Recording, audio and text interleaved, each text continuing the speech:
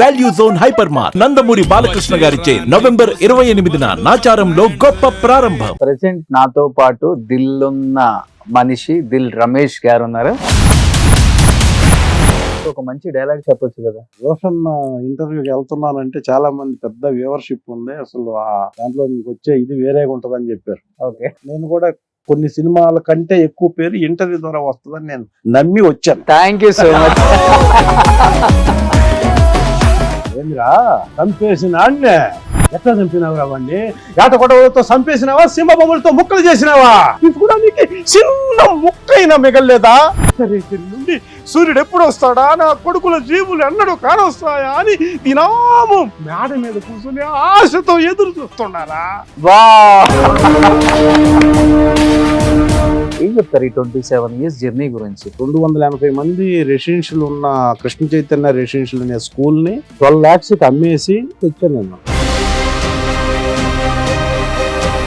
తర్వాత తెలిసింది అన్నపూర్ణ స్టూడియో దగ్గర ఒక రోజంతా ఉండి గేట్ లో నుంచి లోపలికి వెళ్ళలేక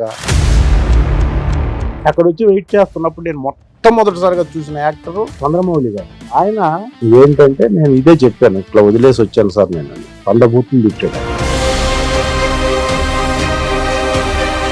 నేను విన్నాను మీరు తెచ్చిన సూట్ కేసు అప్పుడున్న కొంతమంది డైరెక్టర్స్, కొత్తగా వచ్చే అప్కమింగ్ హీరోస్ మోసం చేసి సూట్ కేసు మింగేశారు అని చెప్పేసి నేను విన్నాను. అంటే ఇంత డీటెయిల్ గా ఎక్కడ చెప్పలేదు, మన ఇంటర్వ్యూలో చెప్తున్నాను. చిన్న క్యారెక్టర్స్ చేసుకుంటున్నప్పుడు వచ్చే రెమ్యునరేషన్ జాగ్రత్త పరుచుకొని కొన్న ఆస్తులేనా ఇక్కడ ఫామ్ హౌస్ బాగున్నాయి కదా మీరు? ఏం చెప్పాలా, ఆడియన్స్ అంతా నిజం అనుకోని ఐటీ వాళ్ళు ఏం రాలే, అంత వైటేగా. ఖాళీ దొరికినప్పుడు ఫామ్ హౌస్ కి వెళ్ళి వ్యవసాయం చేసుకుంటారు. మీరే ఫార్మింగ్ చేసుకుంటారు కదా కొంతవరకు. ఏమేమి వేశారు ఇప్పుడు ఇక్కడ? వెళ్దాం మనం ఒకసారి. ఎన్ని ఎకరాలు అది ఫామ్ హౌస్? అది ఏదో ఏదో బతకడానికి ఉందంటే అవన్నీ బతకడానికి హైదరాబాద్ లో 1/2 ఎకరం చాలు. హలో అర్జున్ గారు, పుష్ప 2 జరుగుతుంది. ఎలా ఉండబోతుంది? భారతదేశానికి టచ్ అవుద్ది సినిమా. థర్డ్ పార్ట్ కూడా ఉంది, థర్డ్ పార్ట్ కి వెళ్తుంది కాబట్టి కదా. పుష్ప 3 కూడా ఉందా? ఉదయ్ కిరణ్ గారు మీరు మంచి ఫ్రెండ్స్. ఉదయ్ కిరణ్ గారు వల్ల చాలా ఆఫర్స్ దిల్ రమేష్ కూడా వచ్చాయని ఒక టాక్. ఎలా ఉండేది మీ ఇద్దరి మధ్య ఆ బాండింగ్? ఏ బ్యాక్గ్రౌండ్ లేకుండా వచ్చి ఫట్ స్టార్ రేంజ్ కి వెళ్ళిన హీరో. చనిపోయే మూమెంట్ లో ఏమన్నా కాల్ చేసి మాట్లాడటం కానీ? అప్పటికి రేంజ్ వెళ్ళిపోయింది టాప్. నాకు ఉదయ్ కిరణ్ గారు, శ్రీహరి గారు ఇప్పటికి అనుకున్నా కూడా నా మిరాకిల్ డెత్ సైజ్.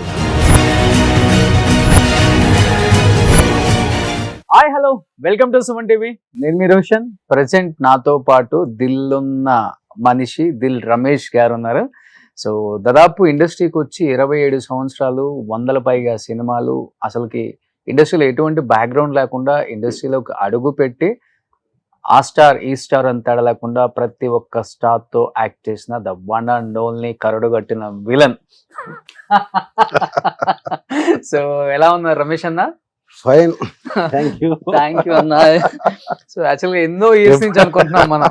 అవును, ఎందుకంటే హీరో అయినా 1 గంట, విలన్ అయినా 1 గంట లేటుగా వస్తారు, హీరోయిన్ 1 గంట లేటుగా వచ్చిన ప్రాబ్లం ఉండదు.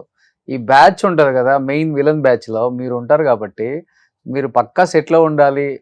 అది ఒక కాంపౌండ్, అన్ని కాంపౌండ్లలో ఉన్న హీరోస్ తో యాక్ట్ చేసే మంచి అవకాశం కలిగిన ఏకైక ఆర్టిస్ట్ అంటే వీరని చెప్పుకోవచ్చు. సో కుదరలా టైం ఇప్పటి వరకు కూడా, ఆయనకి షెడ్యూల్ గ్యాపే లేదు. ఒక 300 సినిమాలు చేసి ఉంటారన్న? 249 రాసుకుంటున్నారన్నమాట. అయ్యో సూపర్. క్రెడిబిలిటీ కోసం ఈ ఫీల్డ్ కి వచ్చాం కాబట్టి అన్ని లెక్కలు పక్కాగా ఉంటాయి అంతే.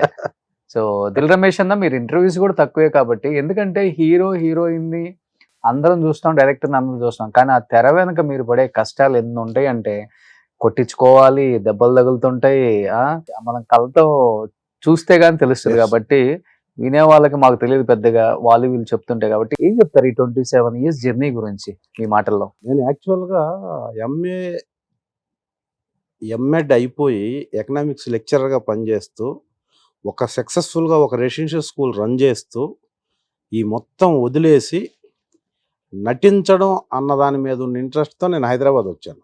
అంతే. 96లో వచ్చిన తర్వాత తెలిసింది ఫిల్మ్ ఇండస్ట్రీ అంటే ఏంటి, ఫిల్మ్ ఇండస్ట్రీలో ఎలా మనం ఎంత ట్రై చేసినా యాక్టర్ అవ్వటం కష్టం అనేది నాకు ఫస్ట్ ట్రై చేసిన 3-4 డేస్లో తెలిసింది. ఇంకేం చేయాలి, వచ్చాం, ఎండి తెర మీద చూడండి నన్ను అనే స్లోగన్ అక్కడ పాస్ చేసి మా ఊర్లో వచ్చాం కాబట్టి మళ్ళా తిరిగి ఇంటికి వెళ్ళటం ఇష్టం లేక ఇక్కడే ఉండి, ఎంత పెట్టుకొని వచ్చారు జోబులు?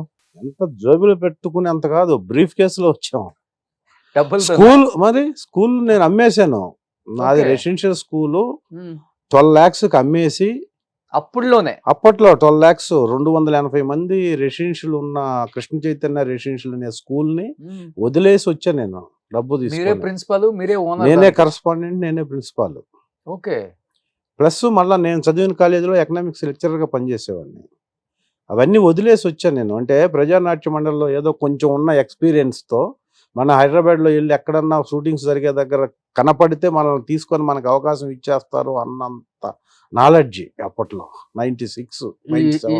ఈ సూట్ కేసు పట్టుకొని ఇంకా హైదరాబాద్ అంతా స్టూడియోల చుట్టూ తిరిగేస్తున్నారు అన్నమాట. అలా లేదు కానీ వచ్చేసి నేను ఒక ఫ్యామిలీ, ఒక డబుల్ బెడ్రూమ్ ఫ్లాట్ రెంట్కి తీసుకొని అంతా సెటప్ చేసుకొని ట్రై చేద్దాం. ఇంకా ఇప్పుడు డెఫినెట్గా మనకి పెద్ద టైం ఏం పట్టదు, వెళ్ళిపోయి ఏదో డైరెక్టర్ కనపడితే మన క్యారెక్టర్ ఇచ్చేస్తాడు, మనకి ఎలాగో స్టేజ్ ఎక్స్పీరియన్స్ ఉంది కాబట్టి చేసేస్తాం, బ్రేక్ వచ్చేస్తుంది, అసలు ఇంక మనం అంతా స్క్రీన్లో కనపడటమే ఊర్లో అన్న ఫీలింగ్తో వచ్చాం. అన్నిటికి మించి సూట్ కేసు ఉంది, డబ్బులు సూట్ కేసు ఉంది, సరే మనకి ధైర్యం ఉంది. అది ఓకే. తర్వాత తెలిసింది అన్నపూర్ణ స్టూడియో దగ్గర ఒక రోజంతా ఉండి, గేట్లో నుంచి లోపలికి వెళ్ళలేక ఫిల్మ్ ఛాంబర్లో ఒక రోజంతా ఉండి ఒక ఆర్టిస్ట్ చెప్పిన విధానం అదంతా చూసి మైండ్ ఒక్కసారి ఫ్రీజ్ అయిపోయింది. ఇలా అతను నాకు చంద్రమౌళి అని ఒక ఆర్టిస్ట్, పేరు చెప్పాలి, ఈ మధ్యన ఆయన స్వర్గస్థులు అయ్యారు.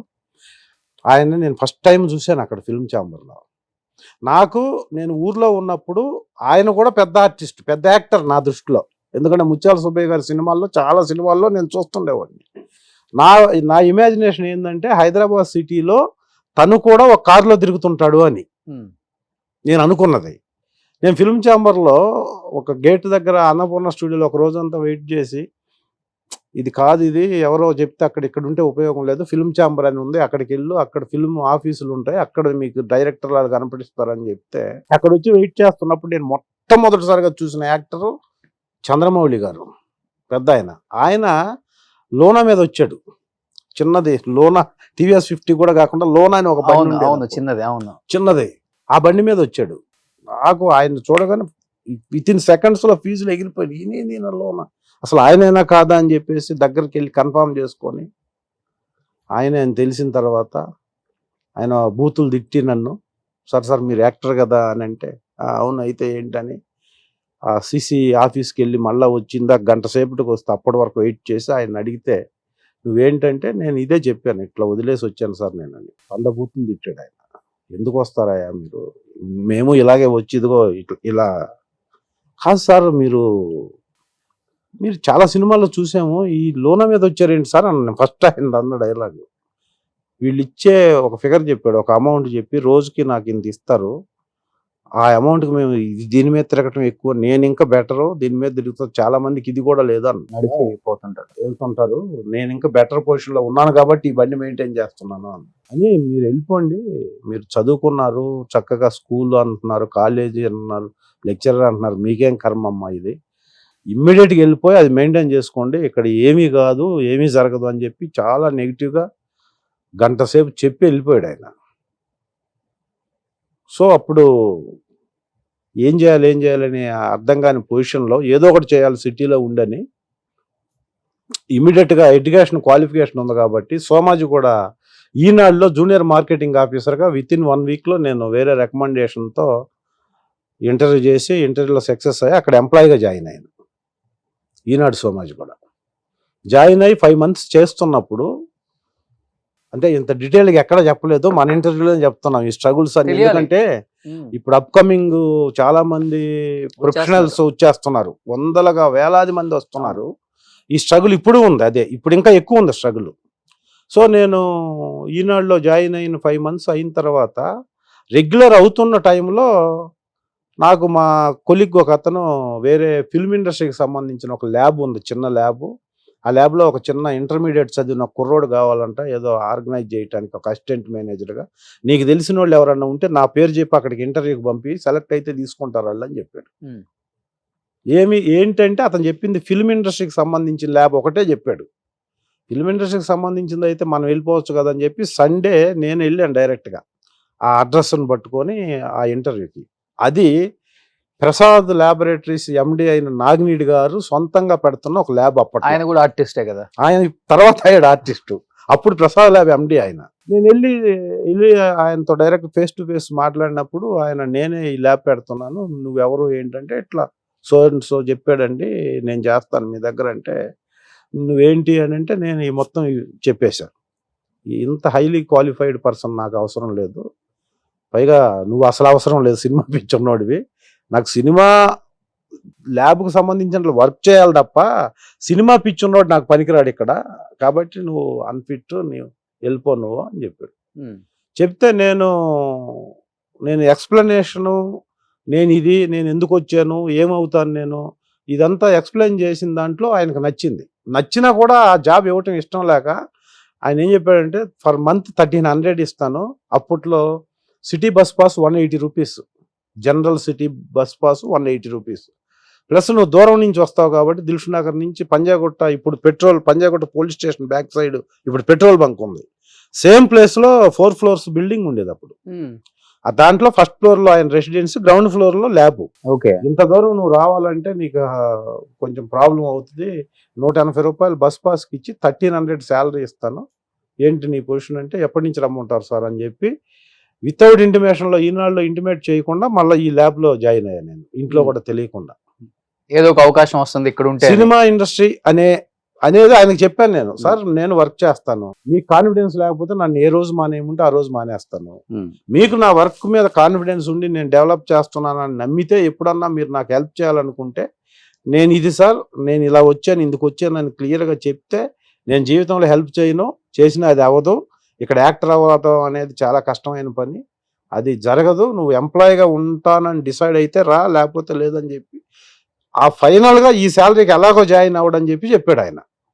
అంత పెద్ద స్కూలు, ప్రిన్సిపాల్, కరస్పాండెంట్, అమ్మొచ్చి సూట్ కేసు డబ్బులు, తీరా చూస్తే 1100కి జాయిన్ అప్పటికి తెచ్చిన డబ్బులు చాలా అయిపోయినాయి. చాలా అయిపోవడం అంటే నేను విన్నాను, మీరు తెచ్చిన సూట్ కేసు అప్పుడున్న కొంతమంది డైరెక్టర్స్, కొత్తగా వచ్చే అప్కమింగ్ హీరోస్ మోసం చేసి సూట్ కేసు మింగేశారు అని చెప్పేసి నేను విన్నాను. అస్సలు సమస్య లేదు, ఒక్క రూపాయి కూడా నేను అలా ఎక్కడ ఎవ్వరికి. అవకాశాల కోసం డబ్బు పెట్టండి, అప్పుడు ఎక్కువ ఉండేది, అవకాశం కావాలంటే డబ్బు ఇవ్వాలి మనం. అవునవును, ఇప్పుడు డబ్బు తీసుకుంటున్నాం, కానీ మీ టైంలో అంతా డబ్బు ఇవ్వాలి, ఇవ్వాలి. ఇప్పుడు కూడా ఉంది అనుకోండి, ఇప్పుడు కూడా ఉంది, ఇప్పుడు ఇంకా ఎక్కువ ఉంది అది, కానీ అది ఎప్పుడు ఉంటది ఇండస్ట్రీలో.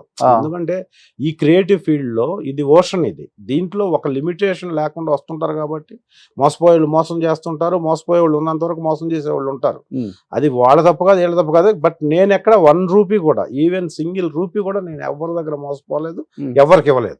మరి స్కూల్ మీద వచ్చిన డబ్బులన్నీ తీసుకొచ్చారు, మరి ఏం చేసేసారు ఇక్కడ హైదరాబాద్ లో? మరి సినిమా ఏమైనా తెద్దాం అనుకున్నారా? లేదు, నేను తెచ్చింది పెద్ద అమౌంట్ కదా, అప్పుడు 10-12 లక్షలు తెచ్చాను, పెద్ద అమౌంట్ కదా అప్పుడు. అవును, అప్పుడు నేను ఈ మెయింటెనెన్స్ కి వాటికి పోగా నేను వేరే సైట్లు తీసుకున్నాను. అప్పుడే ఇండస్ట్రీకి రాకముందే నేను ఒక సైట్ కొన్నాను, ఆ సైట్కి ఆ డబ్బులు పెట్టాను.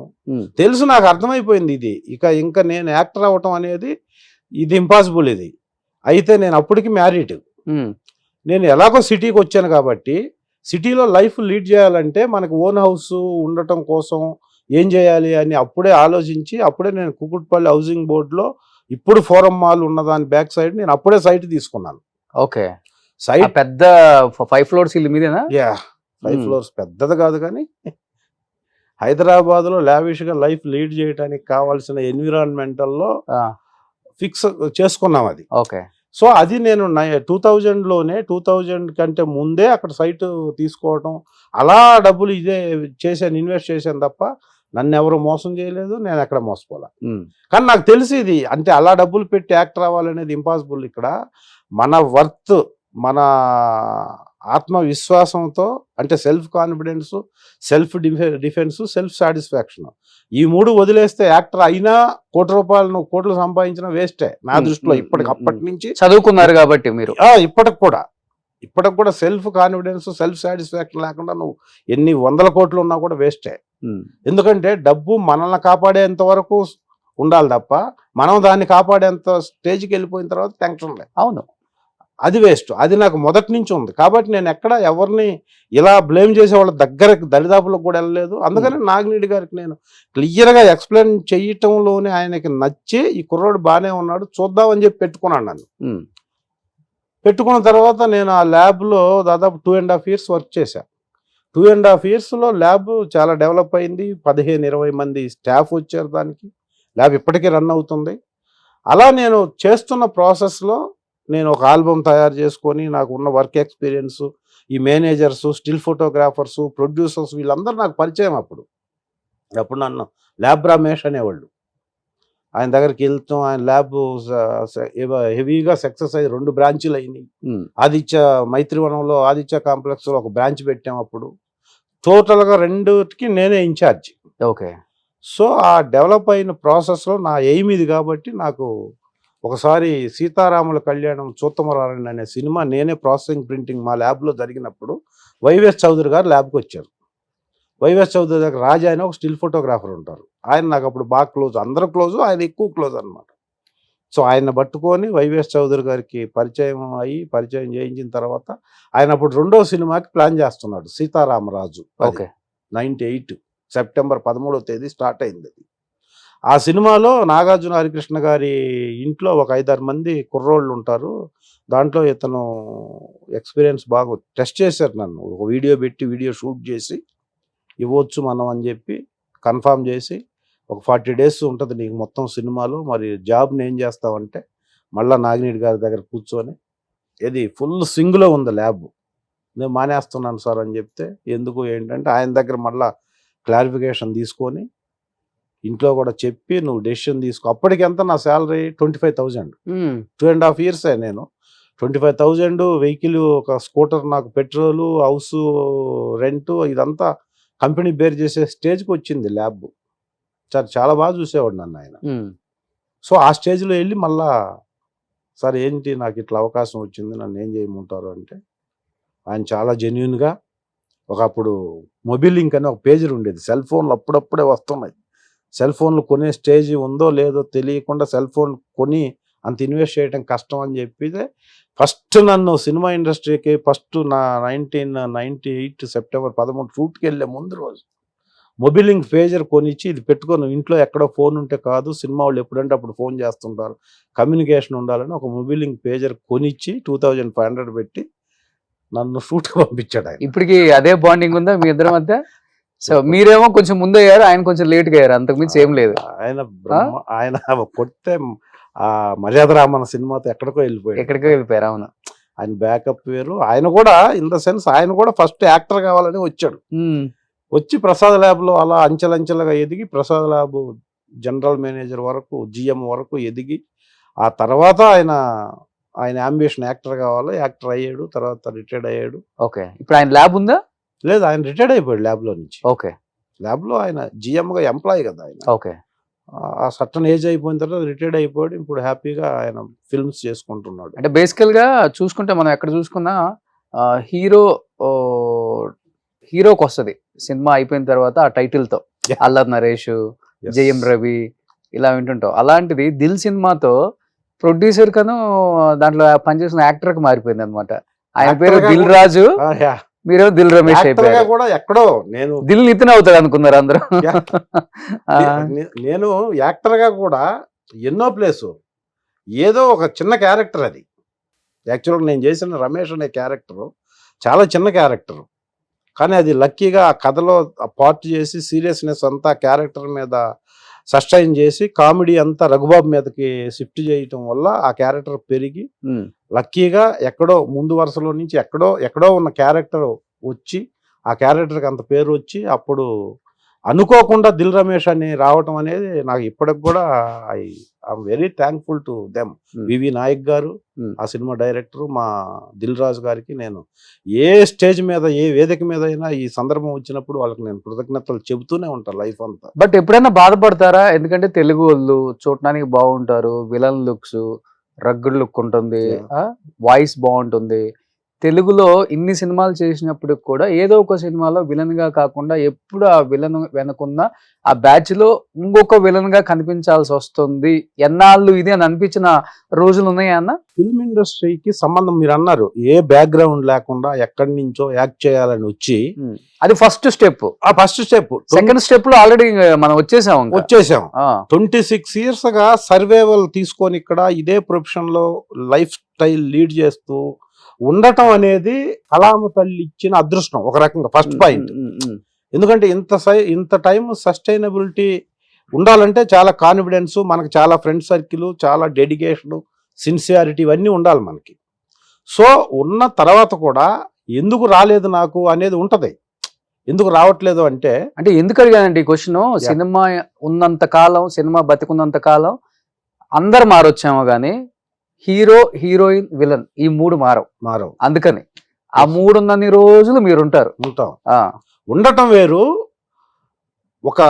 ఒక స్టేజ్ మీరు అన్నారు చూసారు, ఎందుకు నాకు ఫస్ట్ లీడ్ అంటే ఏదైనా ఫస్ట్ లీడ్ అనేది వస్తున్నారు వెళ్తున్నారు, ఇంతమంది వస్తున్నప్పుడు మనకి ఇచ్చేవాళ్ళు వచ్చేంత వరకు మనకు ఆ ఫస్ట్ లేయర్లో ఒక క్యారెక్టర్ ఆర్టిస్ట్గా టర్న్ అయిన తర్వాత ఇప్పుడు యాత్ర ఉంది సినిమా, నాకు సంబంధం లేకుండా నాకు ఒక హెవీగా ఎమోషన్, సెంటిమెంట్ ఉన్న క్యారెక్టర్ని డైరెక్టర్, ప్రొడ్యూసర్ కలిపి డిసైడ్ చేసి ఇచ్చారు.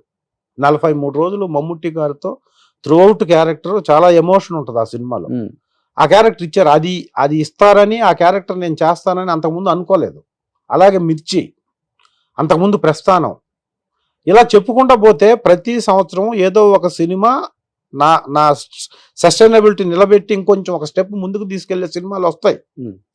కానీ దానికోసం మనం ఎంపర్లాడి దానికోసం పరిగెత్తి ఏవేవో చేసి ఇవన్నీ నేను చెయ్యను కూడా.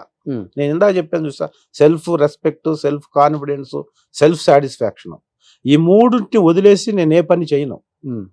ఈ మూడుతో వెళ్తున్నప్పుడు లేట్ అవుద్ది. ఆ మూడు ఇండస్ట్రీలో కష్టం కదా మెయింటైన్ చేయడం. ఎందుకంటే మీరేమో బాగా చదువుకొని ప్రిన్సిపల్ రేంజ్ నుంచి ఇక్కడికి వచ్చారు.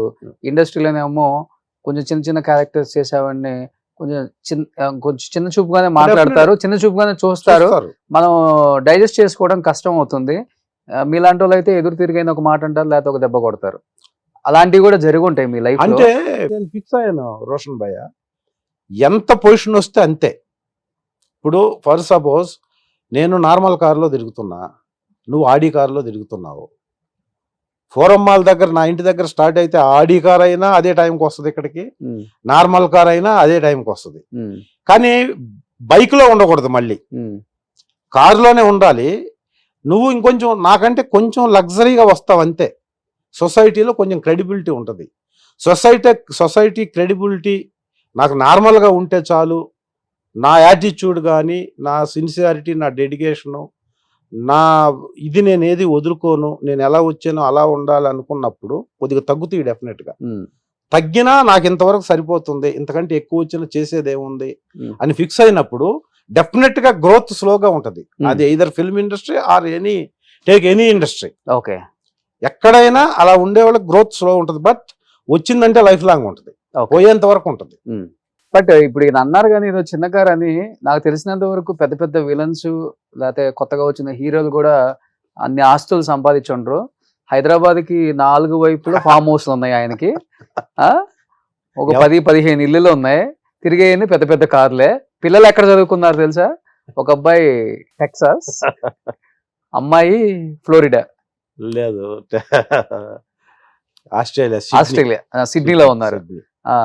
ఎలా అన్నా అంటే అంటే చిన్న చిన్న క్యారెక్టర్స్ చేసుకుంటున్నప్పుడు వచ్చే రెమ్యునరేషన్ జాగ్రత్త పరుచుకొని కొన్న ఆస్తులేనా? ఎందుకంటే నాకు తెలిసి పెద్ద పెద్ద విలన్స్ కూడా ఇన్ని ప్రాపర్టీస్ ఉండవు, అంత సంపాదించారు దిల్ రమేష్ అంటారు. ఇక్కడ ఫామ్ హౌస్లు బాగున్నాయి కదా మీవి. ఏం చెప్పాలా మీకు, ఆడియన్స్ అంతా అనుకోని ఐటీ వాళ్ళు ఏం రాలే, అంత బయటేగా. హైదరాబాద్ లో బ్రతకడానికి ఇబ్బంది లేనంత ఉంది ఉమ్, నార్మల్గా. ఉమ్, పిల్లలు అంటారా, మా మిస్సెస్ పోస్ట్ గ్రాడ్యుయేషను, నేను ఈ అప్ అండ్ డౌన్స్ ఉన్న ఫీల్డ్లో ఎంత కష్టపడుతున్నా పిల్లల ఎడ్యుకేషన్ మాత్రం చాలా జాగ్రత్తగా మొదటి నుంచి సెంట్రల్ సిలబస్లో వేసి వాళ్ళని చదివించి వాళ్ళకై వాళ్ళు. అమ్మాయి టెక్సాస్ ఇక్కడ సిడ్నీ వెళ్ళింది, పీజీ చేసింది. లాస్ట్ ఫిబ్రవరిలో తనకి మ్యారేజ్ చేశాను. ఉమ్. బాబు టెక్సాస్లో ఈస్టర్న్ యూనివర్సిటీలో ఎంఐఎస్లో పీజీ ఫైనల్ సెమిస్టర్ చేస్తున్నాడు. ఓకే అదంతా whole credit goes to my missus. Okay తను టేక్ కేర్ ఆఫ్ దెమ్ అనమాట, వాళ్ళని Okay. చూసుకుంది. Hmm. అది అయిపోయింది. ఇంకా ఆస్తులు అంటారా, ఖాళీ దొరికినప్పుడు ఫామ్ హౌస్ కి వెళ్ళి వ్యవసాయం చేసుకుంటారు. ఇంకా మీరే ఫార్మింగ్ చేసుకుంటారు కదా. ఆ? కొంతవరకు. ఆ, ఏమేమి వేశారు ఇప్పుడు ఇక్కడ? సో వెళ్దాం మనం ఒకసారి. ఆ?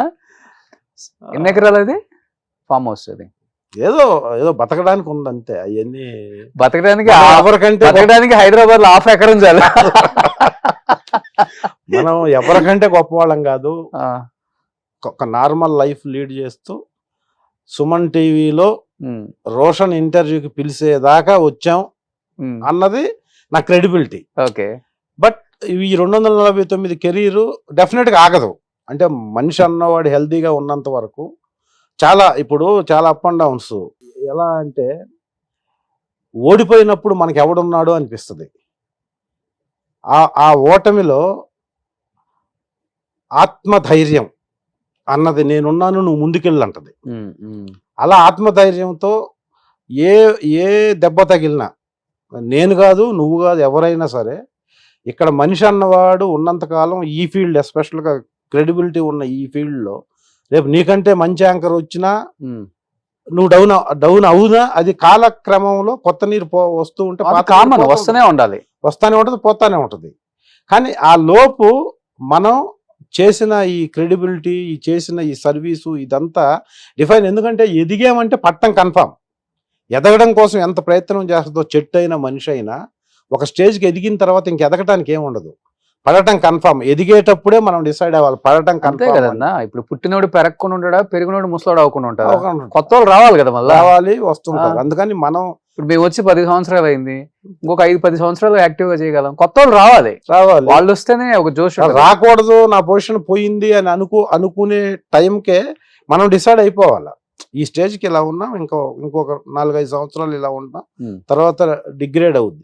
మనం అప్పుకి వెళ్ళమంటే మనం ఉన్నదే అప్పు అనుకోవాలి. ఉమ్, ఎందుకంటే నాకు 100 కోట్లు ఉన్నాయని నేను ఆనందపడుతుంటే నీకు 200, 300, 400, 1000, ఇంకా 100 దాటిన తర్వాత ఏదొచ్చినా అంత ఇంక ఏముండదు. 100 కాదు నా దృష్టిలో. 2 దాటిన తర్వాతనే ఇంకా అంతే సో ఉంటుంది. ఇప్పుడు కోకాపేటలో 100 కోట్లు మీరు కొన్నప్పుడు ఎంత ఉంటుంది? 10 లక్షలు, 15 లక్షలు, 20 లక్షలు ఉంటుంది ఎకరం. నాకు లేదులే. ఇప్పుడు కోకాపేటలో ఆయనకి 10 ఎకరాల ఫామ్ హౌస్ ఉంది, అదే 1000 కోట్లు. ఇంకేం చేసుకుంటావన్నా? ఉన్నోళ్ళకి అలా ఉంటుంది. వేస్ట్. మనము ఉంది అన్న ఫీలింగ్కే భయ. ఒక స్టేజ్ దాటిన తర్వాత ఉంది అన్న ఫీలింగ్, అదంతే. దాన్ని వాడేది ఉండదు, దాన్ని యూటిలైజ్ చేసేది ఉండదు. ఎవరికి అవసరం అంటే $1 మిలియన్ ఇప్పుడు రామోజీరావు గారు ఉన్నారు, లేకపోతే కొన్ని ఇండస్ట్రీస్ ఉన్నాయి. అంటే ఒకళ్ళ పేరు చెప్పి ఒకళ్ళ పేరు అని కొన్ని లక్షల మంది కుటుంబాలని పోషించే ఇండస్ట్రీస్ పెట్టిన వాళ్ళకి డబ్బులు అవసరం.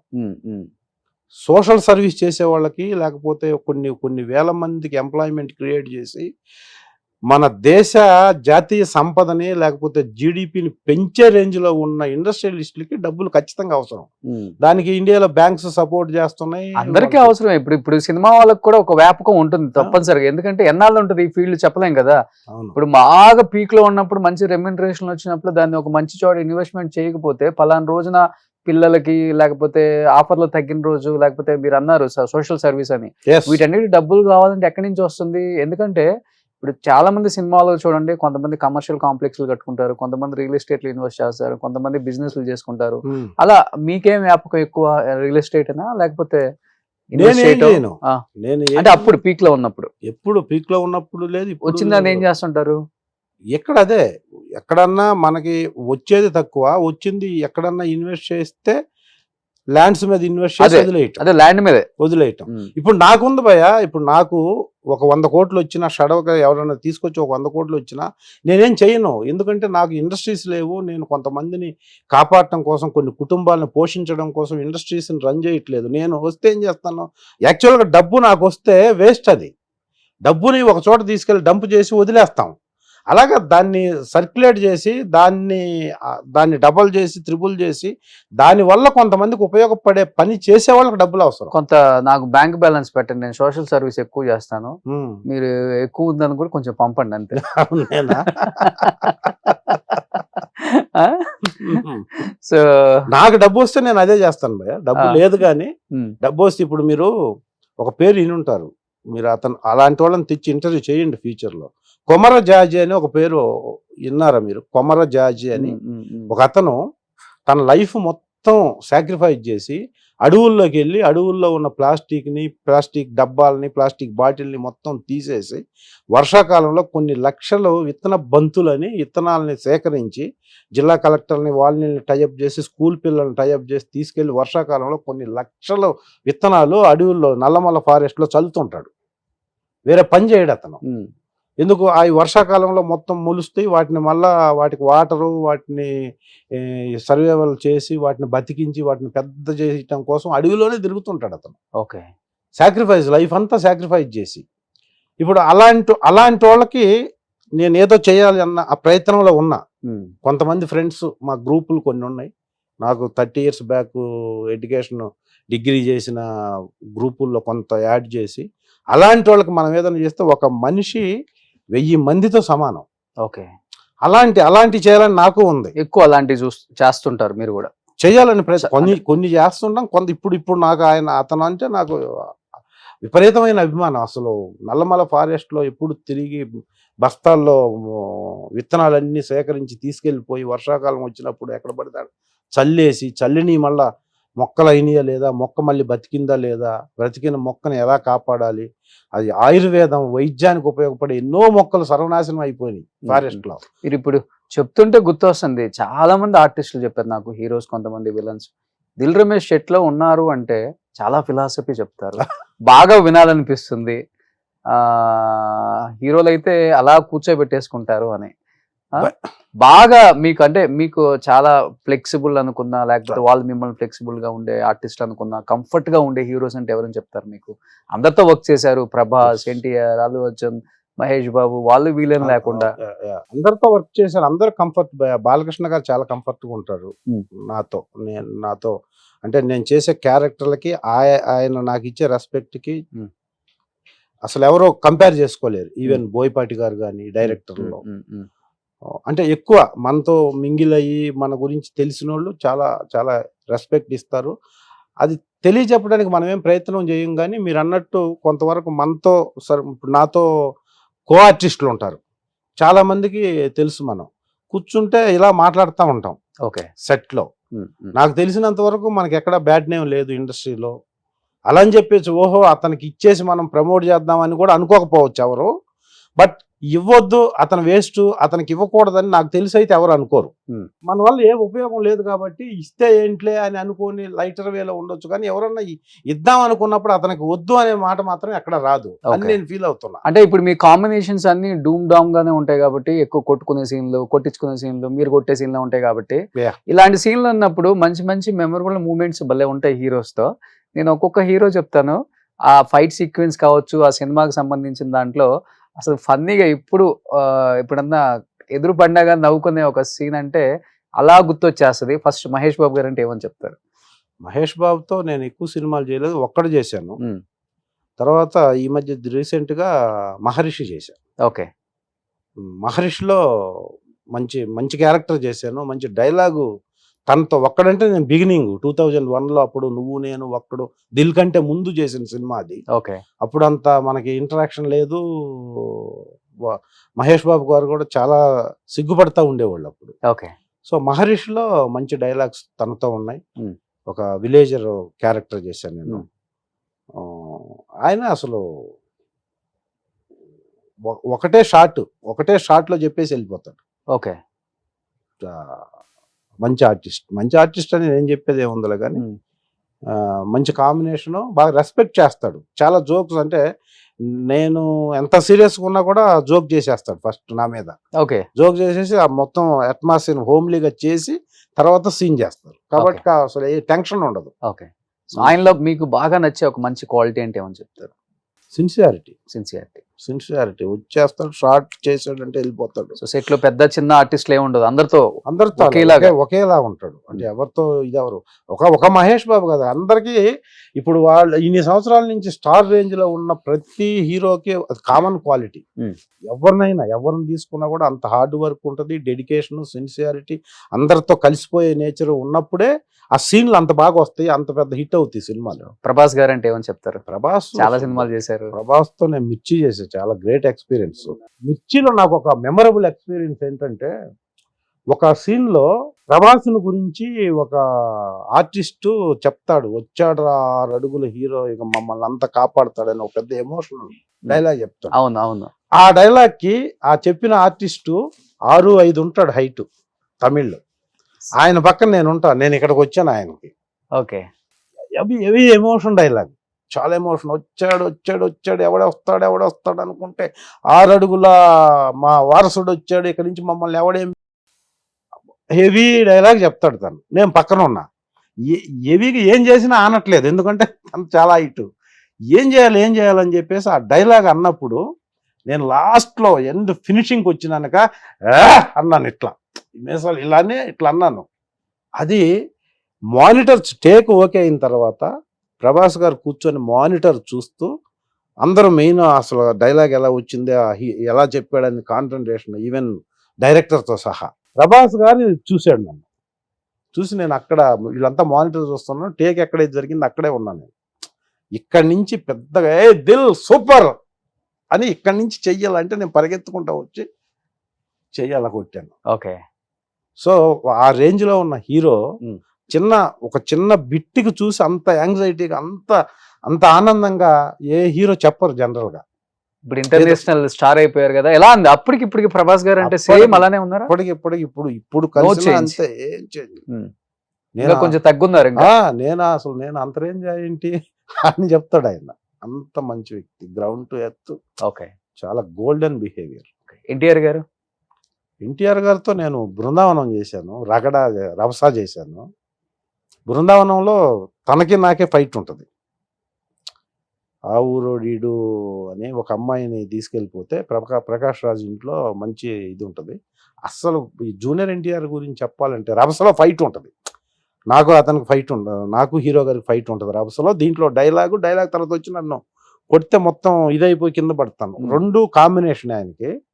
ఫైట్ కానీ, ఇది అందరూ చెప్పింది, ఫైట్ కానీ, డ్యాన్స్ కానీ, డైలాగ్ కానీ, నో వన్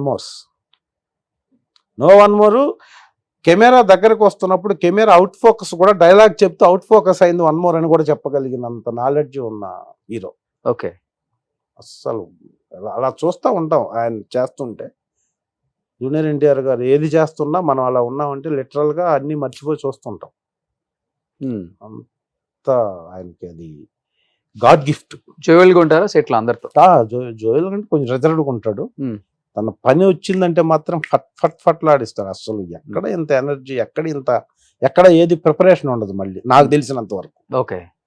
డాన్స్ అయినా, ఫైట్ అయినా, డైలాగ్ అయినా on the spot. The one and only NTR. అస్సలు అది గాడ్ గిఫ్ట్ అంతే. సూపర్. అల్లు అర్జున్ గారు ఇప్పుడు పుష్ప 2 జరుగుతుంది. ఎలా ఉండబోతుంది? అందరూ భారీ ఎక్స్పెక్టేషన్స్ పెట్టుకున్నారు, పుష్ప 1 కన్నా మించి ఉంటుంది అని. అదే మించుంది, ఇంక మించి అంటే ఏమిటో అర్థం కావట్లేదు మాకు. లేదు, ఉంటది. నేషనల్ భారతదేశానికి టచ్ అవుద్ది సినిమా. ఏమీ చెప్పకూడదు, ఏమీ తెలియదు కూడా, తెలిసినా కూడా ఏం చెప్పకూడదు కాబట్టి. ఎందుకంటే జస్ట్ ఒక 10 days 15 days ఉంది అంతే రిలీజ్ కి. సో మంచి క్యారెక్టర్ చేశారా? నేనా? ఓకే. రావు రమేష్ గారి పక్కన ఉంటది ఒక ముస్లిం గెటప్ లో క్యారెక్టర్. 3rd part కూడా ఉంది. 3rd part కి వెళ్తుంది కాబట్టి కదా. పుష్ప 3 కూడా ఉందా? ఉందని అంటున్నారు. కంక్లూడ్ చేయట్లేదు, అందుకే గడ్డం తీయట్లేదు ఆయన. అది ఎప్పుడు చేస్తారో తెలియదు కానీ ఇప్పుడు ఉన్న టాక్ అది. సో డెఫినెట్ గా సినిమా తెలుగు ఇండస్ట్రీ క్రేజ్ ని ఇంకొక లెవెల్కి ఇంకొక స్టెప్ తీసుకెళ్లే సినిమా అవ్వాలని కోరుకుంటున్నాం అందరం, మీరైనా నేనైనా. సో బన్నీని ఆ గెటప్ లో చూసినప్పుడు ఏమనిపించింది? పుష్ప 1 చూసినప్పుడు ఆబ్వియస్లీ ఓకే, Yeah. అది బన్నీ తప్పితే వేరే వాళ్ళని ఊహించుకోలేం ఆ క్యారెక్టర్ కి. బన్నీకే యాప్ట్ అయిపోయింది పుష్పరాజ్ రోల్.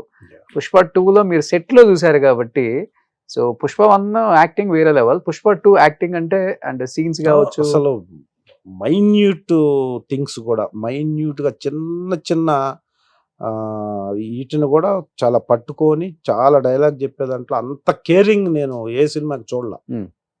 నేను చేసే సినిమాల్లో చాలా కేరింగ్ గా చేస్తున్నారు సినిమాని. ఓకే, మైన్యూట్ థింగ్స్ ను కూడా ఎలివేట్ చేయడం కోసం పడే తపన Hmm. చిన్న అవసరం లేదు అనిపిస్తుంది మనకి, కానీ ఆ కెమెరాలో దాన్ని పట్టుకొని దానికోసం గంటలు గంటలు ఆ చిన్న ఏదో రావాలి అనే దానికోసం పడుతున్న తపన చూస్తే డెఫినెట్గా ఈ సినిమా ఒక రేంజ్ అసలు ఈ సినిమే ఉండాలి దేశంలో అన్న ఫీలింగ్ వస్తుంది మాకు. అంతే, అంత కష్టం చూస్తున్నాం మేము సెట్లో. సో అన్ని సినిమాల రికార్డులని తిప్పి కొట్టి తెలుగు ఇండస్ట్రీని ఇంకొక స్టెప్ పైన తీసుకెళ్లి కూర్చోబెడితే మన హీరోలందరికీ, మన ఇండస్ట్రీ క్రెడిబిలిటీ అది అలా రావాలి. అలా వచ్చేదానికి అవకాశం ఉన్నంత కష్టం పడుతున్నారు అందరూ. రావాలనే కోరుకుంటున్నాం, ఎందుకంటే అల్లు అర్జున్ గారి డెడికేషన్ అందరికి తెలిసిన విషయమే కాబట్టి ఆయన ఎంత కష్టపడతారో ఇంకా చెప్పాల్సిన అవసరం లేదు. సో పుష్ప 2 గురించి అందరూ అలానే వెయిట్ చేస్తున్నారు, మన తెలుగు వాళ్ళే కాదు, మొత్తం దేశం అంతా దేశం కూడా కాదు, ప్రపంచం మొత్తం. సూపర్. బట్ రామ్ చరణ్ గారితో అంటే ఏమని చెప్తారు? రామ్ చరణ్ గారితో నేను ఎవడు అని ఒక సినిమా చేశాను. రెండో సినిమా ఇప్పుడు రాబోయే సినిమా చేస్తే చెయ్యాలి. ఆయన కూడా టూ డెడికేటెడ్ పర్సన్, తక్కువ మాట్లాడతాడు, ఎవరితో ఎంతవరకు మాట్లాడాలి అంతవరకే మాట్లాడతాడు, రెస్పెక్ట్గా ఉంటాడు, చాలా రెస్పెక్ట్గా ఉంటాడు.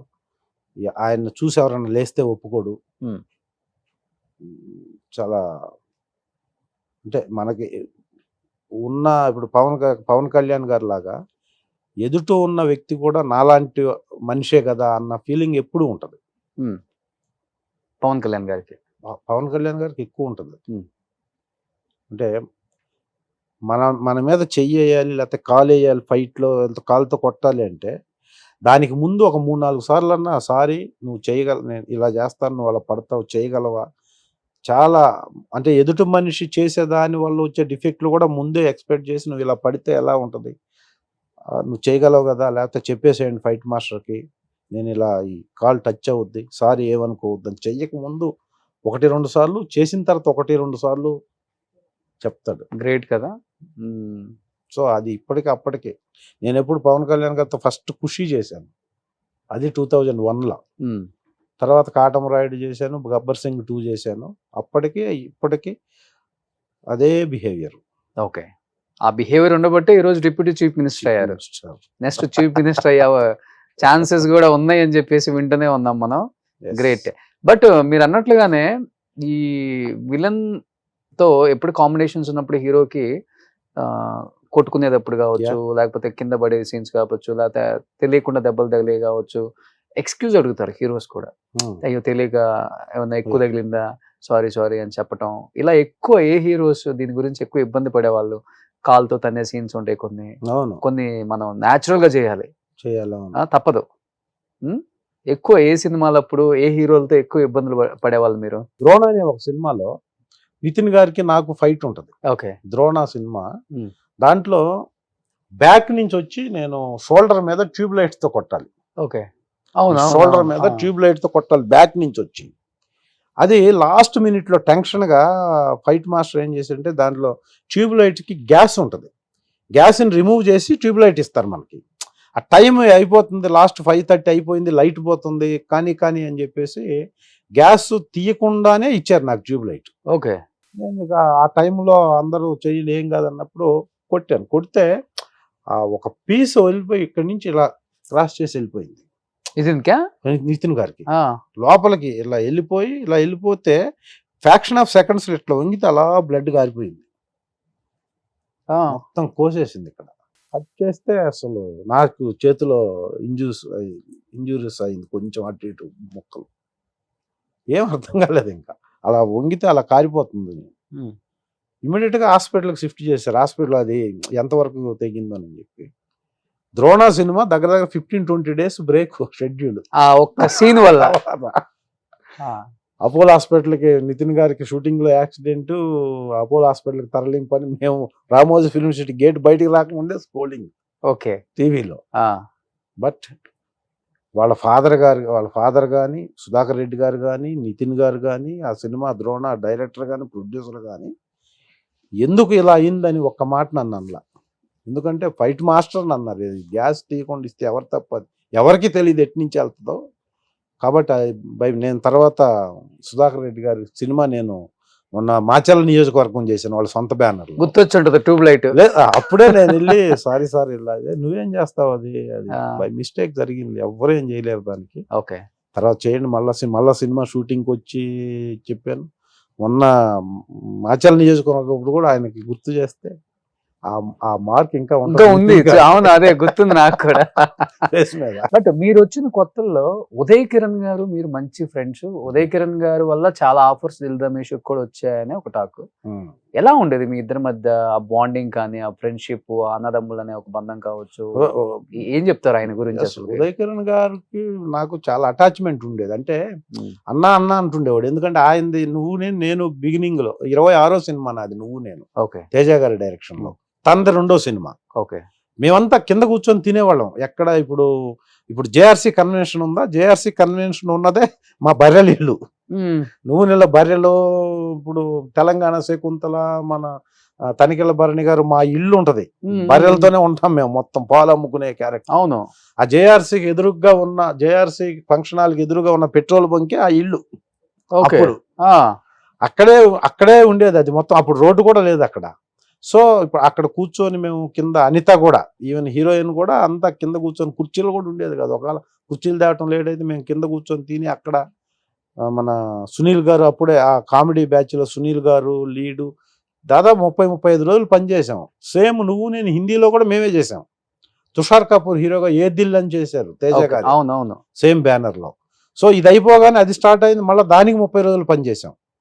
ఆ ప్రాసెస్ లో ఉదయ్ కిరణ్ గారు ఎలా ఎదిగాడు అప్పుడు. అసలు ఒక అప్కమింగ్ ఏ బ్యాక్గ్రౌండ్ లేకుండా వచ్చి ఫట్ స్టార్ రేంజ్కి వెళ్ళిన హీరో. లాస్ట్ వరకు మాకు రిలేషన్ ఉండేది. ఎక్కువ సినిమాలు ఆయన రికమెండ్ చేసిన సినిమాలు ఏం చేయలేదు కానీ నేను, బట్ చాలా ఎక్కువ ఫ్రెండ్షిప్ ఉండేది. చాలా ఫోన్ చేస్తే మాట్లాడేవాడు. కలిసినప్పుడు భోజనం చేసేదాకా, సెట్లో కలిసినా కూడా తనతో కలిపి భోజనం చేసిన దాకా ఎలనిచ్చేవాడు కాదు. ఆ నువ్వు నేను బాండింగ్ ఏంటంటే పెద్ద హిట్ అయింది, స్టార్ ఇమేజ్ వచ్చింది తనకి ఆ సినిమా తర్వాత. ఆ సినిమాలో ఒక చేసి ఉంటది, కొండల్లో స్లమ్ ఏరియాలో అతను పట్టుకోవడానికి హీరోయిన్ పారిపోతాడు. ఒక చేజ్ ఉంటది. మే నెలలో స్లిప్పర్స్ వేసుకొని చేజ్ చేసాం. 1 week ఉదయం 7 గంటలకు స్టార్ట్ అయితే సాయంత్రం 5 వరకు పరిగెత్తుతూనే ఉండేది మేము దర్గా సెంటర్లో ఆ లొకేషన్. సో ఆ చేజ్ సినిమాకి ఆయువు పట్టు సెకండ్ హాఫ్లో. ఆ చేజ్ వల్ల సినిమా పెద్ద హిట్ అయింది. అది కలిసిన ప్రతిసారి అది గుర్తు చేస్తుండే, ఏం పరిగెత్తారు. ఆయనకేమో ట్రూ హీరోకి యంగ్ చాపు, మాకేమో స్లిప్పర్లు, నిక్కర్లు, ఎండ, అలా పరిగెత్తే. అయినా కూడా షార్ట్ ఎండ్కి వెళ్ళేసరికి ఆయన కవర్ చేసి కొట్టే రేంజ్కి వెళ్ళాలి మేము. తేజ గారు అసలు ఒప్పుకునేవాళ్ళు కాదు. మీరు ఏం చేస్తారో నాకు తెలియదు, కెమెరా ఎడ్జ్కి వచ్చేసరికి కవర్ చేయాలి, మీరు హీరో గారికి రావాలని డిస్టెన్స్లో నిలబెట్టేవాళ్ళు. అయినా కూడా కష్టపడే చేస్తే ఆ చేసే సినిమాకి హైలైట్ అయింది. ఆ రికార్డ్ ఎప్పుడు ఉండేది ఉదయ్ కిరణ్ గారు లాస్ట్ వరకు. బట్ అంత క్లోజ్ ఉండేవాళ్ళు, అన్న అనేవాళ్ళు కదా. బట్ చనిపోయే మూమెంట్ లో ఏమన్నా కాల్ చేసి మాట్లాడటం తెలియదు. అప్పుడు డిప్రెషన్ లోకి వెళ్ళాను, కొంత ఇబ్బందిగా ఉంది అని వెల్ విషెస్ తో చాలా మందికి ఫోన్ చేసి మాట్లాడారు ఆయన అని చెప్పి. ఫోన్ చేశారన్నా? లేదు, మీరు ఫోన్ చేయటం కానీ? ఎందుకంటే అప్పటికే రేంజ్ వెళ్ళిపోయింది టాప్ కి. వెళ్ళి కలిసి అసలు అన్న ఏం చేస్తున్నారు ఏంటి, అల్యూమినియం ఫ్యాక్టరీలో ఎక్కడన్నా వేరే షూటింగ్ లో ఉన్నప్పుడు కలిసిన, అసలు మనం ఫోన్ చేసే ఇప్పుడు మీతో ప్రాక్టికల్గా మాట్లాడాలి. మనం ఫోన్ చేస్తే పెద్ద హీరో అయిపోయాడు, మనం ఫోన్ చేయకూడదు, వెళ్తే పర్సనల్గా కలవాలి అనే ఫీలింగ్ నాది. సో ఆ ప్రాసెస్లో ఎప్పుడన్నా కలిస్తే, షూటింగ్లో కలిసినప్పుడు రెస్పెక్ట్గా అన్నా రాన్నా ఎక్కడ ఉన్నావన్నా ఏం చేస్తున్నావు అంటే మాట్లాడటం తప్ప ఫోన్ చేసి మాట్లాడే అంత కమ్యూనికేషన్ లేదు చివర్లో. ఎందుకంటే టాప్ రేంజ్కి వెళ్ళి తర్వాత మళ్ళీ పడిపోయారు కదా అప్పుడు. పడిపోయారు. పడిపోయిన తర్వాత కూడా అదే లోన్లీగా ఉండేవాడు. ఎక్కువ ఈ వాళ్ళ కొలీగ్స్ వాళ్ళ సర్కిల్లో ఉన్నోళ్ళు చెప్తుంటే వినటం. సో మళ్ళీ వస్తాయి, మళ్ళీ సినిమాలు వస్తాయి, మళ్ళీ బ్రహ్మాండంగా ఒక హిట్ పడితే బ్రహ్మాండంగా మళ్ళీ ఆ పొజిషన్ వస్తుంది అనుకుంటుండేవాళ్ళం. మరి సూసైడ్ చేసుకుంటారు అనుకున్నారు మీరు అసలు? అస్సలు నాకు ఉదయ్ కిరణ్ గారు, శ్రీహరి గారు ఇప్పటికి అనుకున్నా కూడా నా మిరాకిల్ డెత్స్ అవి రెండు. అవును. అసలు ఒక లీడ్ చేయాల్సిన పొజిషన్లో శ్రీహరి గారు కూడా నాకు చాలా క్లోజ్గా ఉండి ఎప్పుడు నీకు నువ్వు డైలాగ్ బ్రహ్మాండం చెప్తారా, వస్తుంది నీకు, నాకు రాలేదా, వస్తుంది నీకు, వెయిట్ చేయి. ప్రకాష్ రాజ్ ఒకడు, శ్రీహరి గారు ఎప్పుడు కనపడినా ఇప్పుడు కనపడినా వస్తుంది నీకు. ఎవరు విలన్ రోల్స్ అంటే మంచి మంచి విలన్స్ తో మీరు వర్క్ చేశారు కాబట్టి ఎవరు బాగా ఫ్రెండ్లీగా యాజ్ ఎ బ్రదర్ గా ఉండేవాళ్ళు అంటే తెలుగు వాళ్ళు? అందరు విలన్స్ తో చేశారు మీరు. నాతో రాహుల్ దేవ్ బాగుంటాడు. శ్రీహరి గారు అయితే అసలు ఉన్నంత వరకు అల్టిమేట్, అసలు సపోర్ట్, చాలా సపోర్ట్ చేసేవాడు. ఇప్పుడు ప్రకాష్ రాజ్ గారు ఇప్పుడు అయితే ఎవరిని నేను పని కట్టుకొని వెళ్ళి కలవను, సెట్లో కలవటమే. ఈవెన్ బాలకృష్ణ గారిని అయినా సెట్లో కలుస్తా. నేను ఇంకొక షూటింగ్ దగ్గరికి వెళ్ళి హీరోల్ని రికమెండ్ చేయముని ఇప్పుడు, ఎందుకంటే నేను మీకు తెలుసు గోపీచంద్తో సినిమాలు చేశాను. గోపీచంద్ గారితో లక్ష్యం లౌక్యం చేశా. లక్ష్యము లౌక్యము 2 సినిమాలు మంచి క్యారెక్టర్లు చేశాను. బాలకృష్ణ గారితో 4 సినిమాలు చేశాను. Lakshmi Narasimha, Simha, legend, Akhanda 3 blockbusters. But పోయి వాళ్ళకి లొకేషన్లోకి పోతే రెస్పెక్ట్ చేస్తారు, హీరో డైరెక్టర్లకు చెప్తారు కూడా. కానీ ఇబ్బంది పెట్టడము, మనం మళ్ళా ఇంకొకళ్ళకి ఆబ్లిగేషన్ పెట్టడం. నేను డైరెక్టర్ని 100 సార్లు కలుస్తా, కో డైరెక్టర్ని 10 సార్లు 20 సార్లు కలుస్తా ఇప్పటికీ. ఎందుకంటే ఇచ్చేవాళ్ళు వాళ్ళు, నా రైట్ అది. యాజ్ అన్ యాక్టర్ నేను డైరెక్టర్ని ఎన్నిసార్లు అయినా కలవచ్చు, వాళ్ళు తిట్టినా కలవచ్చు, కానీ హీరోలను కలవకూడదు. ఎందుకంటే హీరోలు అందుకు లేరు అక్కడ. మనం చేస్తున్నప్పుడు, సార్ నేను ఈ సినిమాలు ఈ క్యారెక్టర్ చేస్తున్నానంటే కూర్చోబోయా బ్రహ్మాండం, ఎలా ఉంది ఏంటి, అప్పుడు వేరు. అప్పుడు మనకు ఒక కాన్ఫిడెన్స్ ఉంటుంది, ఒక సాటిస్ఫాక్షన్ ఉంటుంది మాట్లాడుతుంది. మీ హైయెస్ట్ రెమ్యునరేషన్ ఏంటన్నా? ఇన్ని సినిమాలు చేశారు కదా, వేలల్లోనే. ఇప్పటికి వేలల్లో. లకారానికి వెళ్తాం అన్న కాన్ఫిడెన్స్ ఉంది. బట్ ఇంకొకటి ఏంటంటే, నేను స్ట్రాంగ్ గా బిలీవ్ చేసేది ఏంటంటే, ఇది తగ్గకుండా ఉంటే చాలు. ఇది తగ్గకుండా ఉంటే హ్యాపీ. ఎందుకంటే నేను ఇలా ఉండే కదా ఇలా ఉన్నాను. ఇప్పుడు ఫైనాన్షియల్ గా కానీ, హెల్తీగా కానీ ఇప్పుడు ఇలా ఉన్నానంటే ఈ పొజిషన్ తోనే కదా. ఈ పొజిషన్ తగ్గకుండా ఇంకొక 10 years ఉందనుకోండి, హ్యాపీ. దీపం ఉండగానే ఇల్లు చక్కదిద్దుకోవాలని చెప్తారు కదా, అప్పుడులోనే చక్కదిద్దుకున్నారు మీరు. సరే, చక్కదిద్దే పక్కన పెడితే ఈ పొజిషన్ తోనే ఇలా ఉన్నాం కాబట్టి, ఈ పొజిషన్ తగ్గకుండా ఉంటే ఇలా ఉంటాం కదా. అంతే. లవ్ మ్యారేజా? లేదు, అరేంజ్డ్ మ్యారేజ్. హౌస్ వైఫా? తన మా మిసెస్ హౌస్ వైఫ్. ఓకే. ఇంత బాగుంటారు. ఎవరు ప్రపోజల్ చేయలేదు అప్పుడు అసలుకి? మనల్ని ఎవరు ప్రపోజల్ చేస్తారు? విలన్స్ ఎవరు చేస్తారంటారా? విలన్స్ రియల్ లైఫ్ లో చాలా సాఫ్ట్ సెన్సిటివ్ అంటారు. అవును, అంటే బై ఇది ఎవరైనా ఇప్పుడు ఆ క్యారెక్టర్ ని డిఫైన్ చేస్తుంది, నేచర్ డిఫైన్ చేస్తుంది అంటారు చూసారు మనిషికి.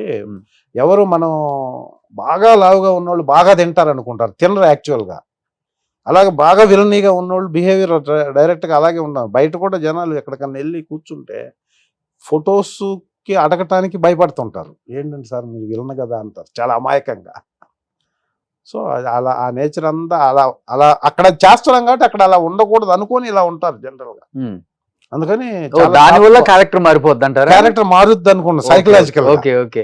అందరు అని అందరు ఇదే అంటున్నారు అలా మారుతుందేమో అలా. ఎందుకంటే విలన్ క్యారెక్టర్ చేసే వాళ్ళందరూ బై రియల్ లైఫ్ లో చాలా సాఫ్ట్ గా ఉంటారు. అవును, నేను చాలా మందిని చేశాను కాబట్టి విలన్స్ ని. ఎందుకంటే విలన్ అన్నోడికి ఐస్ చాలా రూడ్ గా ఉంటాయి. అవును, ఆ ఐస్ రూడ్ గా ఉన్నోడిని విలన్ అనుకుంటారు జనరల్ గా. ఆ రూడ్ గా ఉన్న ఐస్ బయట కూడా అలాగే ఉంటాయి కదా. అంతే కదా. వాడు మనసుకిను ఐస్ కి మనిషికి సంబంధం ఉండదు కాబట్టి ఆ ఎక్స్ప్రెషన్ ఇది చూడగా నేను ఎలా చూసినా అలా సీరియస్ గా చూస్తే అదే లుక్ వస్తుంది. ఎంత ఏజ్ ఇప్పుడు? జెన్యున్ గా 50+. ఓకే, జెన్యున్ గా 50+. జెన్యున్ గా 50+. అంటే ఇంకోటి ఉంది ఏమన్నా? లేదు, ఒక 60 ఉంటాయా?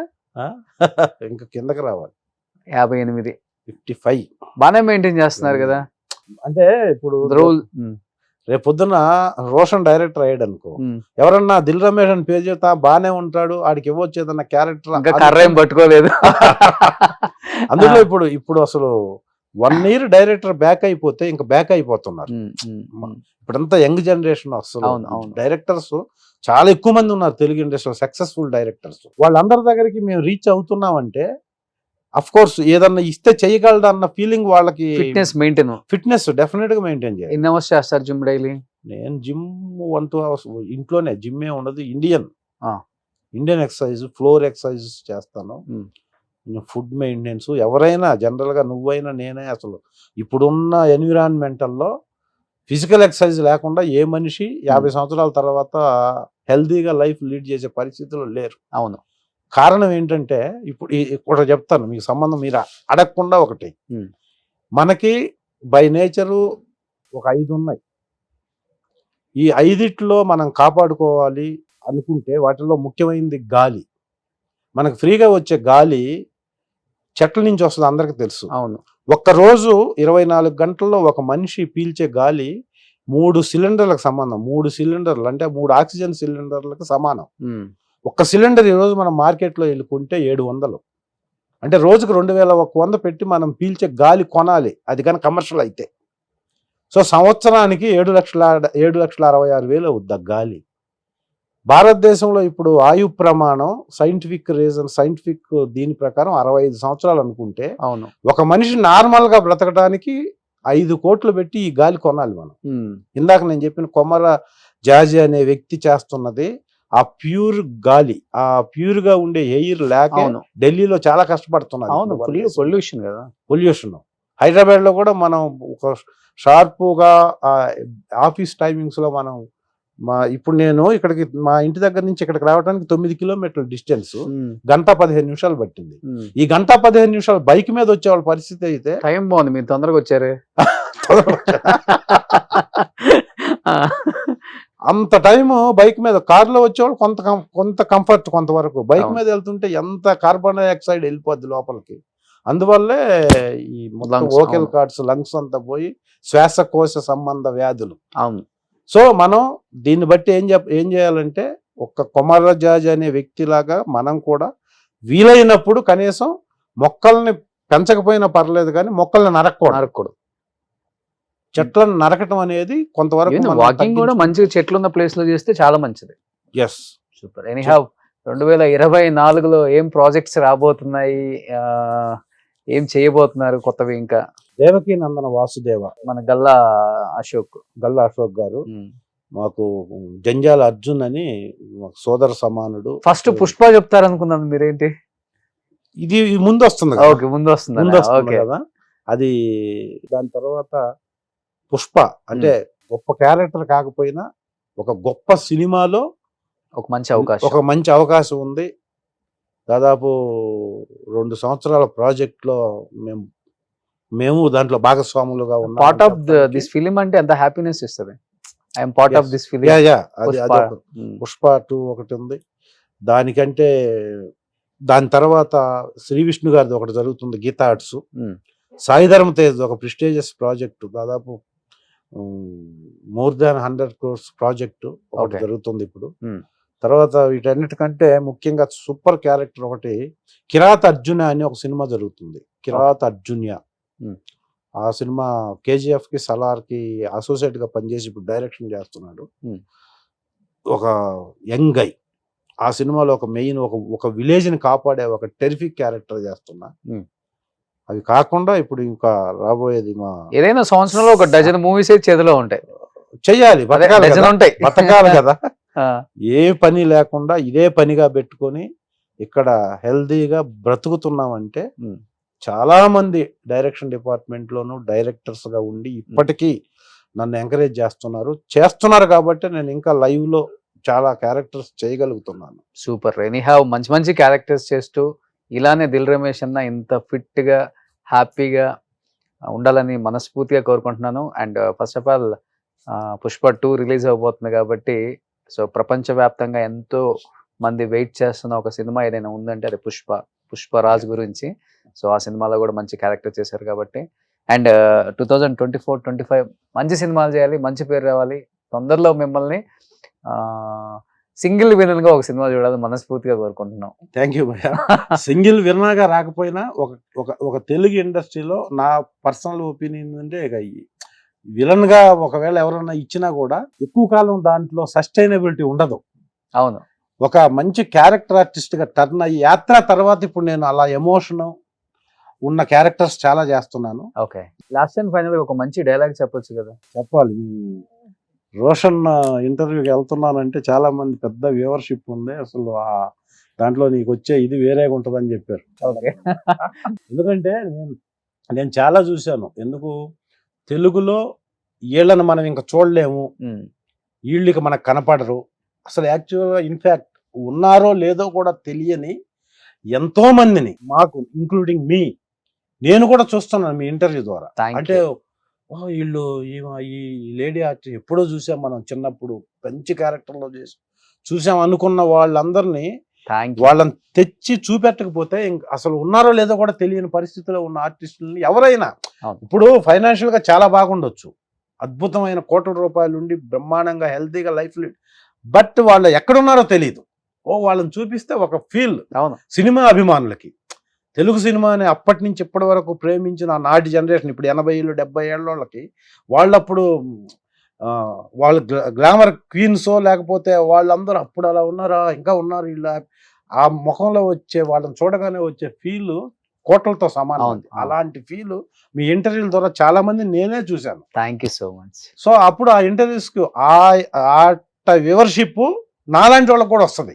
ఇంటర్వ్యూస్ ఏం చెప్పారు అని చూస్తున్నాడు. మనం ఏదన్నా కొంచెం ఉపయోగపడే మాటలు మాట్లాడితే ఇంటర్వ్యూకి అల్టిమేట్ గా నేను కూడా కొన్ని సినిమాల కంటే ఎక్కువ పేరు ఇంటర్వ్యూ ద్వారా వస్తుందని నేను నమ్మి వచ్చాను. Thank you so much. Thank you so much. ఒక డైలాగ్. ఎస్, నేను యజ్ఞం అనే సినిమా చేయటానికి ముందు దిల్ సినిమా చేశాను. యజ్ఞం అనే సినిమా రాయలసీమ బ్యాక్ డ్రాప్ లో వచ్చిన సినిమా అది. సో ఆ సినిమా ఆడిషన్కి వెళ్ళినప్పుడు నన్ను పిలిచి ఒక క్యారెక్టర్ ఉందన్నప్పుడు రవికుమార్ చౌదరి డైరెక్టర్ గారు, కోకూరు బాబురావు గారు ఆఫీసులో కూర్చోబెట్టి, ఈ మొత్తం సినిమా రాయలసీమలోనే ఉంటుంది, రాయలసీమ యాక్సెంట్ వచ్చిన వాళ్ళకే మా సినిమాలో క్యారెక్టరు, నువ్వు ఇంకో 10 రోజుల తర్వాత ఆడిషన్ స్టార్ట్ అవుతాయి, అప్పుడు వచ్చి రాయలసీమలో ఏదన్నా డైలాగ్ చెప్తే నీకు క్యారెక్టర్ ఇస్తాం, ఒక క్యారెక్టర్ ఉంది మంచి క్యారెక్టర్, దిల్లో చేసావు, దిల్లో బాగా ఎలివేట్ అయ్యావు కాబట్టి నీకు అనుకుంటున్నాం, బట్ నువ్వు ఆ స్లాంగ్లో డైలాగ్ చెప్పగలగాలి, చెప్తేనే నీకు ఇస్తాము అని చెప్తే నేను వచ్చి 1 వీక్ ఆ యాక్సెంట్ కోసం పడిన కష్టం మామూలు కష్టం కదా. అప్పట్లో టేప్ రికార్డులు ఉండేది, డైలాగ్స్ రాసుకొని ఆ యాక్సెంట్ని పట్టుకొని ఆపి మళ్ళీ చేసి 1 వీక్ తర్వాత మళ్ళీ ఆఫీస్కి వెళ్ళాను. సార్ నేను రాయలసీమలో ఒక యాక్సెంట్లో డైలాగ్ నేర్చుకున్నాను, మీకు చెప్తాను సార్, ఇష్టం అయితే మీరు నన్ను సపోర్ట్ చేయండి సార్ అంటే ఆ డైలాగ్ విని నాకు యజ్ఞంలో క్యారెక్టర్ ఇచ్చారు, ఫుల్ లెంత్ క్యారెక్టర్. కష్టంగా నేర్చుకున్నారు, ఇప్పుడు ఇష్టంగా చెప్పండి. ఏమిరా చంపేసిన ఆన్నే ఎట్లా చంపినావురా వాడిని, ఏట కొడవలతో చంపేసినావా, సింహబొమ్మలతో ముక్కలు చేసినావా, రాని శవమో చీపులోనా తెచ్చిన ముందర పడేంటరా, అది గొంతు కొరికైనా కసి తీర్చుకుంటా. ఏమిరా మాట్లాడరు, అని శవం ముక్కలు అయిపోనాదా, తీసుకురా నీకు చిన్న ముక్కైనా మిగల్లేదా, అర్ధరేత్రి నుండి సూర్యుడు ఎప్పుడు వస్తాడా, నా కొడుకుల జీవులు ఎన్నడూ కానొస్తాయా అని దినాము మేడ మీద కూర్చొని ఆశతో ఎదురు చూస్తున్నారా, ఆడిని చంపే ఆని నెత్తులతో తడిసిన చేతులతో వస్తారనుకున్నా ఒట్టి చేతులతో వచ్చినారేమిరా, రెండిటికే మీ నాయన్ని మిమ్మల్ని నా ఇంటికి కోడళ్ళగా ఎందుకు పంపించినారో తెలుసునా, నా నాయన్ని అసెంబ్లీలో అంగీ పట్టినోడిని స్పీకర్ చూస్తుండగానే చెయ్యి నరికిన శభాష్, సీమలో ఆడబిడ్డలు పోతే ఇంతటి పౌరుషం ఉన్న ఇంటికే కోడళ్ళగా పోవాలని మీ నాయన మిమ్మల్ని నా ఇంటికి కోడళ్ళగా పంపించినారే, ఈ పొద్దు మీ మొగుళ్ళు మేము మగాళ్ళం కాదు చక్కగాళ్ళమని నిరూపించుకున్నారే, ఇంకా ఎందుకు మీ మెడల్లో ఆ తాలిబొట్లు, చెప్పండిరా, 78 సంవత్సరాల వయసు నాదే, మీకు ఆడిని చంపే సేవ మీ చేతుల్లో లేకపోతే, మీకు ఆ సేవ చచ్చిపోతే ఈ వయసులో ఏంది 78 సంవత్సరాల ఈ వయసులో మళ్ళీ పెళ్ళొకటి చేసుకొని ఆడిని సంపనికి ఒక మగాన్ని పుట్టిస్తా ఏ ఇది సమరసింహారెడ్డి అదే గుర్తొచ్చేసింది. అవన్నీ ఒక Great. చోటకు పేర్చి- నిజంగా ఒక్కసారి నాకు జయప్రకాష్ రెడ్డి గారు గుర్తొచ్చారు, గుర్తు చేసుకునే మంచి అవకాశం కల్పించారు. Yes, yes. గొప్ప నటులు అండి మన తెలుగులో, Yes. ఎంత మంది గొప్ప నటులు ఉన్నారు. ఓ మై గొప్ప గాడ్, నటుడు, గొప్ప హ్యూమన్ బీయింగ్ ఆయన. ఆయన ఒక Great. Head master, great. Teacher, head master. నాకు బాగా ఆయన ఒకడు. ఎక్కడ కనపడినా నాకు జైల్లో బండి ఉండేది. జైల్లో ఆయనకి ప్రపంచంలో ఆడి కార్ ఇచ్చినా నేను జైల్లోనే ఎక్కుతాను, జైల్లో ఫస్ట్ సీట్లోనే ఎక్కుతాను అనేవాడు. ఓకే, నువ్వు భలే మెయింటైన్ చేస్తున్నావురా కార్ని అనేవాడు. కనపడినప్పుడు అలా అదే కారా అనేవాడు లాస్ట్ వరకు. ఓకే, చాలా మంచి మెమరీస్ ఆయనతో. ఆయన మనిషి అలా ఉంటాడు కానీ చాలా చిన్న పిల్లల మనస్తత్వం అవును, అన్నమాట. సూపర్. ఎనీహౌ థ్యాంక్ యూ అన్న, thank you Thank so you. Much. So ఒక మంచి మనిషిని కలిసాను, ఒక ఆనందం అయితే మాకు కలిగింది. సో నిజంగా సినిమాలలో విలన్ చేసిన వాళ్ళందరూ కూడా రియల్ లైఫ్ లో ఎలా ఉంటారో నేను దగ్గర నుంచి చూశాను కాబట్టి నాకు బాగా తెలుసు. Yeah, yeah. సో ఎదుటివారి మంచి కోరుకునే వాళ్ళు, ఎదుటి వారికి ఏదో హెల్ప్ చేయాలని చాలా సాఫ్ట్, సెన్సిటివ్, ఏదన్నా మాట అన్నా కానీ తొందరగా పాపం తిరిగి కూడా అనరు. యా, వెళ్ళే. సో వాళ్ళే కళ్ళబట్టి నీళ్లు కాచుకునే వాళ్ళని చాలా మందిని చూసాను. ఆ కోలో మీరు కూడా ఉంటారు ఎప్పుడు కూడా. అయ్యో. So thank you so much. Thank wish you. You good luck. మంచి మంచి మూవీస్ you. చేయాలని మనస్ఫూర్తిగా కోరుకుంటున్నాం. Thank thank you you. So much. Final గా ఈ సుమన్ టీవీ ఇంటర్వ్యూకి నన్ను ఎంతో ఆప్యాయతతో, ఎంతో ఫ్రెండ్లీగా పిలిచి, ఈ నాకు ఎప్పటి నుంచో తెలిసిన భయ్యా భయ్యా అంటుంటాం మేము. సో ఈరోజు రోషన్ ఇంటర్వ్యూ ద్వారా మీ అందరికీ మళ్ళీ ఇంకొకసారి పరిచయం చేసిన సుమన్ టీవీ యాజమాన్యానికి, రోషన్ గారికి మనస్ఫూర్తిగా నేను ధన్యవాదాలు తెలుపుకుంటూ, నన్ను ఈ స్టేజ్కి తెచ్చి ఇక్కడ ఇంటర్వ్యూ చేసినందుకు అభినందనలు కూడా థ్యాంక్ యూ అన్న, థ్యాంక్ యూ సో మచ్ అన్న. Thank you. సుమన్ టీవీలో మీ పర్సనల్ అండ్ బిజినెస్ ప్రమోషన్స్ కోసం కింది నెంబర్కి కాంటాక్ట్ చేయండి.